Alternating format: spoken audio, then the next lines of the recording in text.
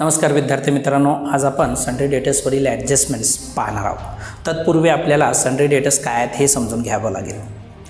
असे कस्टमर्स ज्यांना आपल्या व्यवसायाने गुड्स किंवा सर्व्हिसेस उधारीवरती विक्री केलेले आहेत आणि अशा कस्टमर्सकडून आपल्या व्यवसायाला पैसे येणे आहेत। सर्व जे कस्टमर्स आहेत ज्यांच्याकडून आपल्या व्यवसायाला पैसे येणे आहेत त्यांना आपण कलेक्टिव्हली सन्ड्री डेटर्स या हेडिंगखाली घेतो। सन्ड्री डेटर्स व्यवसायाची करंट असेट आहे आणि ती आपण बॅलन्स शीटच्या असेट साईडला शो करत असतो। अनरेकॉर्डेड सेल्स ही ॲडजस्टमेंट आपण पाहणार आहोत। त्याचा अर्थ होतो अनोंदणीकृत विक्री। गुड्स सोल्ड केलेले आहेत कस्टमर्सना उधारीवरती, फक्त त्याची एंट्री बुक्स ऑफ अकाउंट्समध्ये झालेली नाही आहे, त्याची नोंद आता आपल्याला करायची आहे। आता एंट्री झालेली नाही, एंट्री करायची आहे म्हणजे आपले सेल्स वाढतील, त्याचबरोबर कस्टमरकडून येणे पैसे देखील वाढेल।